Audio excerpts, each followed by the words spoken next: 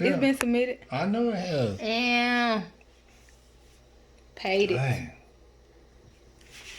Look at me. Are you happy? That's a big chunk at one time. But that's good. Now we done. Done with yours. On to the next loan. Hey guys, welcome back to my channel. I'm Dr. Derri and this is Dr. Derri's Diary. And welcome back to another episode of Debt Free with Derri. Okay guys, so as you saw in the beginning opening clip, my husband paid off his student loan this month. And we had originally said we weren't going to pay his student loan off, which I'm super duper excited by. So let's go ahead and review April really quickly. We're going to go over the debt snowball and then we're going to go into May's budget, okay? Alrighty guys, so here's our April budget. Let me go through and make the changes. So utilities, we budgeted for $200 and our utilities actually ended up being $115.93, which is great. Our water, we budgeted $40, but it ended up being $56. In the beginning of April, we did pay the $1,000 on my husband's student loan, but at the end of the month, we paid, the balance for the payoff was $2,455.13. So this is now paid off. Also, in the month of April, we made a land snowball payment. And we paid an extra $14,000 on our land. So that was awesome. I was able to pay, and we also paid a debt snowball payment on my student loan. I did pay the $2,500 like I stated in the beginning, but we also paid $500 more to make my total debt snowball for my student loan $3,000.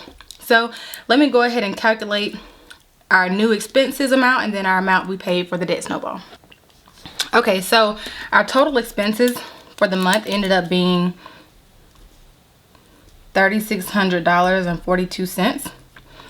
And then the amount we paid for our debt snowball ended up being $19,720.02 towards our debt snowball.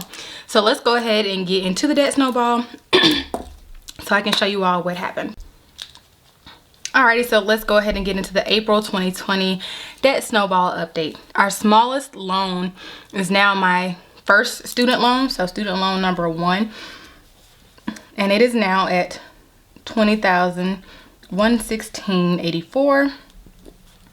And it has an interest rate or interest amount of $28.74. And then my husband's truck was behind student loan number 1, but since we made that debt snowball payment on our land has now moved ahead of my husband's truck. So our land amount now is $34,077.86. And then we have my husband's truck,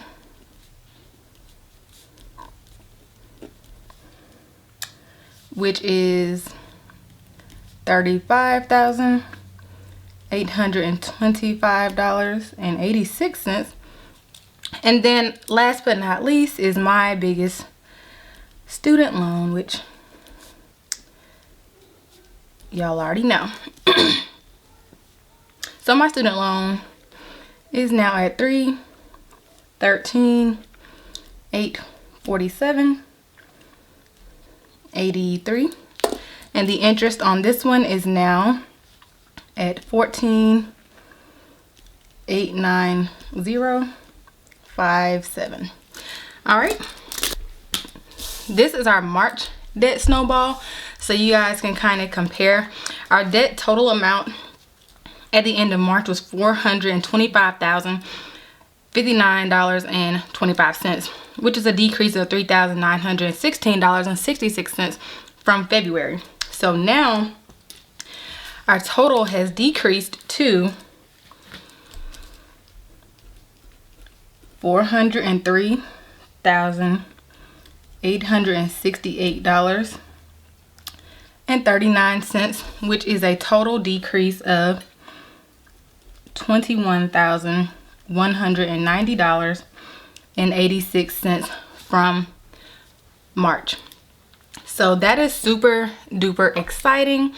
So now our goals for our next snowball is going to be a little bit different, and I will kind of go over why that is, but I'm just going to put one of our goals is to pay $10,000 more towards my interest on my student loans by September, and then to also pay, or basically to get our land into the 20,000, so around 29,000. So I'm going to pay 5,000 plus on land to get in the 20,000 range. Okay, and then the amount that we've paid towards our debt snowball now is going to be, at the end of March we were at 35,579.88, and now we're going to add the 21,190.86. So now our amount paid towards our debt snowball at this point is going to be $56,770.74. So I'm going to put the April budget over here so you all can kind of see what I'm talking about, because I have it in my hand. So that was super exciting, to pay off his student loan and to pay $14,000 towards our land. Now I had said I was going to pay $3,000 towards my student loan this month, and we did that, which is awesome because it decreased my interest. My interest at the end of March was $17,884, and my interest at the end of April was $14,890.57. So that is awesome to finally see my student loan decrease. You know, my student loans are high, of course, but to see that amount decrease. So now the goal is to pay $2,000 towards my student loan every month until September. In September, the forbearance will be over and I will have an actual payment. So in July, I will get my new payment, which I'm hoping won't be more than $1,500. But from now until September, when the forbearance is going on, we're going to pay $2,000 towards my student loans every month, and we're going to try to pay at least $1,000 extra towards our land every month to knock that down by $5,000 by September, and to knock my interest down by $10,000. So hopefully my interest in September will be around $4,000. So yeah, that is our next goal. We're going to do small goals now because our loans are pretty big. Alrighty, so here is our May 2020 budget overview. I've already written everything down. So mortgage, of course, does not change. Internet doesn't change. Utilities, we're going to do $150 this month. And then water, we're going to do $50. His grandma's cell phone is at $62. For my student loan out of our joint account, I'm going to pay $1,000 on my student loan. And then I'm going to pay an extra $1,000 on our land. Then we're going to come down here to my account. I normally pay $500 of my student loan from my account, but this month I'm just going to do the $1,000 from our joint. For the land, we're still going to make the payment of $571. So that gives us this extra $1,000 that we're paying towards it. My car insurance is due in the month of May, and my car insurance is $654.34, and that is for 6 months. And then my gym memberships, I'm not sure if our gym is going to charge us regular price this month, but I'm going to put $9.34 for my normal gym fees. Then we're going to go over here to my husband's. So his is $607. His insurance, I don't know if you guys remember when I said my life insurance wasn't being billed to me.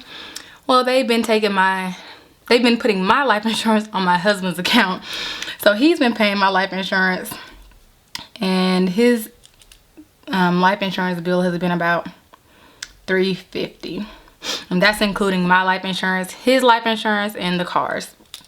Amazon Prime, 12, Sling, and then his gym of $9. In the second half of the month, we plan to make another $1,000 payment towards my student loan. So that'll be a total of $2,000 that we put towards my student loan. So there are 5 months left until September. So if we pay $2,000 a month on my student loan, that should decrease my interest by $10,000 by September. Alrighty, moving on to the cash envelopes. I'm going to do D and T again, because like I said, we're not pulling cash out of the account for cash envelopes. We're just transferring it to our separate accounts.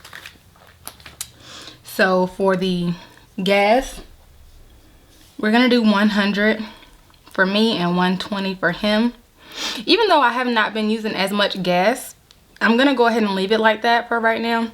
And then when we have money left over at the end of the month, we'll put that probably towards our land. So groceries, 200.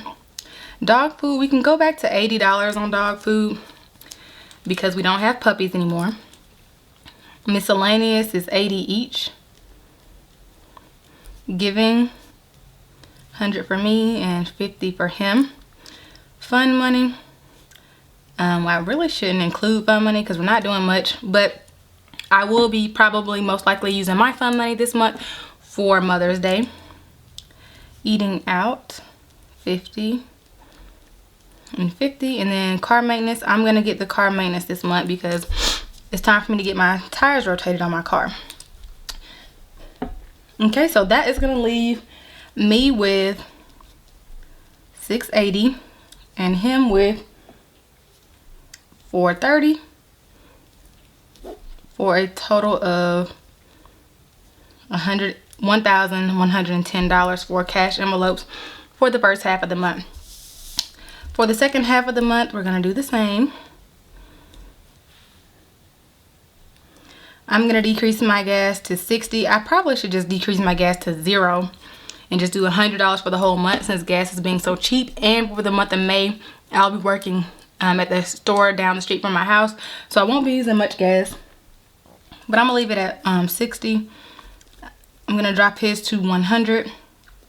Groceries will remain at 200. And dog food at 80. 80 for miscellaneous. Giving. And fun money. Like I said, I will most likely be using all of my fun money this month for Mother's Day because my mom wants a Ring doorbell. I think those are about $200 for a total of $1,050 for cash envelopes for the second half of the month. So now I'm going to go ahead and calculate out our expenses minus our debt snowball. So our total expenses for the month will come up to $4,114.20. And the amount for debt snowball, so $500 is what I normally pay on my student loan, so that's why I put $500 for snowball there. So $500 for the debt snowball plus $1,000 for the land, plus this is also a snowball payment, so we're going to put $1,000 there. So that is technically $2,500 towards our debt snowball. And then we also have the cash envelope amount. Now that we went over May's budget, I do have to pay my car insurance. So paying my car insurance will decrease the amount of money that we have for our debt snowball this month. So that's why our estimated amount for our debt snowball this month is only $2,500. So after this month, when we go back into June and I don't have my car insurance, we'll probably have an extra $500, $600 to pay towards our debt snowball in June. But right now I'm just gonna only estimate $2,500, and then we'll kind of see what we have left over at the end of the month to pay extra towards one of our loans. Our debt snowball journey is going pretty well. I'm super excited we were able to make our April goal. Our April goal was to pay off my husband's student loan, and we did that. So kudos to us. I'm super excited. My husband definitely works hard, so to have his student loan paid off, that is just helping us further our goals in life. And yeah, hopefully our land will be coming up soon. But yeah, for now, we're gonna have a September goal, which is decrease my student loans by $10,000 and decrease our land into the $20,000. I'm still waiting on my state taxes to come in. It's supposed to be like $800 roughly. I have not received that. As far as the stimulus check, yeah, your girl ain't getting no stimulus check. So there's no extra income coming from there. I did work a few extra shifts in the month of April, so I will be getting a extra check at the end of May. My extra check at the end of May should be about $1,000 roughly. So we'll kind of see when that comes. My company did, however, decide to give us a little bonus pay at the end of April. So I ended up getting like $300 extra from my job, which is awesome.